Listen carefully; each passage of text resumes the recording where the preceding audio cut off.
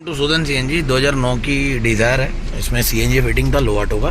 इसका एडवांसर नहीं लगा था, एडवांसर लगाया गाड़ी में। अभी ये गाड़ी एकदम ओके हो गई है पिकअप वगैरह में। ये आप देख सकते हैं गाड़ी अभी सीएनजी पे है।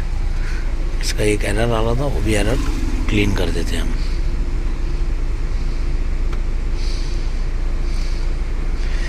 गाड़ी में अभी कोई दिक्कत नहीं है, गाड़ी पूरा चला के है। गाड़ी एकदम पिकअप वगैरह में सब प्रॉपर हो गई है। वो भी कस्टमर से हम रिव्यू लेंगे। बैठिए मालिक। आप देख सकते हैं अभी कस्टमर गाड़ी चला रहे, मैंने गाड़ी चला के रेडी कर दिया।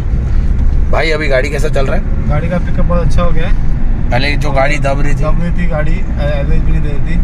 अभी देखते हैं अब पिकअप कैसा चल रहा है आपको? पिकअप बहुत अच्छा हो गया अभी। पेट्रोल जैसा पिकअप हुआ? पेट्रोल जैसा पिकअप हुआ तो। और इसमें लगा के भी 10 साल हो गए सीएनजी। अब एडवांसर नहीं लगा था, गाड़ी दब के चल रही थी, गाड़ी सॉल्व हो गई। बराबर ना? बराबर। थैंक यू भैया।